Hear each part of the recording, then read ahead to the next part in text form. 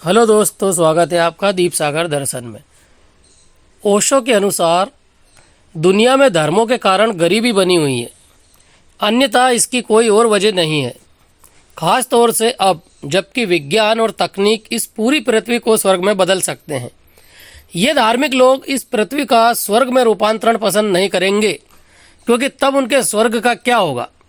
वे इस पृथ्वी को दरिद्र, भूखी, बीमार जैसी दुर्दशा में वो है वैसे ही रखना चाहते हैं, क्योंकि इसी पर उनका सारा व्यवसाय निर्भर है। अमीर चर्चों को दान देते हैं क्योंकि चर्च उन्हें सुरक्षा प्रदान करता है। बेचारा गरीब तक दान देते हैं जिनके पास रखने को भी पर्याप्त नहीं है। वे इसलिए दान देते हैं क्योंकि उन्हें चर्च या मंदिर सांत्वना देते हैं और उनका मार्गदर्शन करता है। ये जीवन बहुत छोटा है, कुछ ज़्यादा तो है ही नहीं, और इसका भी अधिक हिस्सा तो गुजर चुका है। अब थोड़ा सा जो बचा है वह भी गुजर जाएगा और फिर उसके बाद स्वर्ग में अनंत सुखों वाला शाश्वत जीवन है। ऐसी कल्पनाएं ये धर्मगुरु हमें बताते हैं। चर्च और मंदिर उसका रास्ता बताते हैं। जीसस और भगवान तुम्हें राह दिखाते हैं। प्राकृतिक जरूरतें हैं हमारी, प्रकृति ने जो हमें बनाया है, जैसे काम, वासना, भूख, ये धार्मिक लोग तुम्हें उपवास करना सिखाते हैं। अब ये प्रकृति के विरुद्ध है।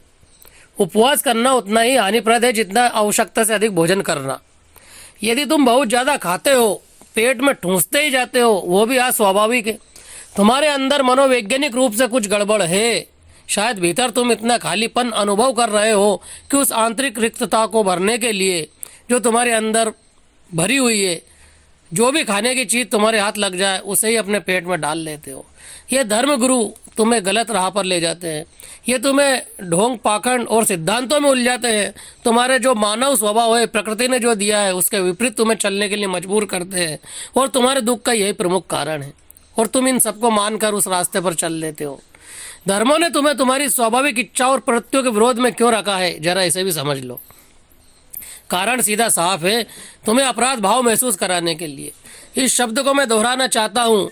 अपराध भाव यह उनका खास मुद्दा रहा है, केंद्र बिंदु रहा है तुम्हें मिटाने में, तुम्हारे शोषण में, तुम्हें उनकी इच्छा अनुसार डालने में, ताकि तुम जब उनके रास्ते पर न चल सको तो तुम्हारे मन में एक अपराध भाव पैदा हो।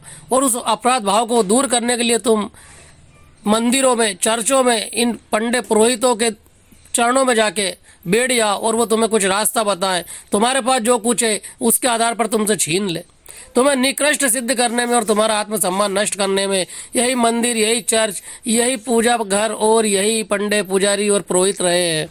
एक बार अपराध भाव उत्पन्न कर दिया, एक बार तुमने ये सोचना शुरू कर दिया कि मैं आदमी पतित हूँ, मैं पापी हूँ, बस उनका काम हो गया। यहीं से उनका रास्ता खुल गया तुम्हारा शोषण करने का, तुम्हें लूटने का। जो कुछ भी तुम्हारे पास है वो सब तुमसे छीन लेंगे। तब कौन तुम्हें उबारेगा, कौन तुम्हारी रक्षा करेगा? निश्चित ही किसी उद्धार करने वाले की जरूरत पड़ेगी, और वो कोई नहीं, तुम्हारी आत्म चेतना होगी, तुम्हारा आत्म मंथन होगा। मैं चाहता हूँ कि जितनी जल्दी तुम इन ढोंग, पाखंड, मंदिर, चर्च और पंडित पुजारियों से दूर हो जाओ, अपनी आत्मा की शरण में जाओ, प्रकृति की शरण में जाओ, उतनी जल्दी तुम्हारा और तुम्हारे परिवार का भी भला होगा। ये बहुत बड़ी बीमारी है, इसे तुम्हारे द्वारा ही खत्म करना होगा। वीडियो में अभी इतना ही। नमो बुद्धाय। दोस्तों, वीडियो यदि आपको पसंद आए तो अपने मित्रों और दोस्तों में शेयर कीजिए और लाइक कीजिए। चैनल के अन्य वीडियो देखने के लिए चैनल को सब्सक्राइब कीजिए। धन्यवाद।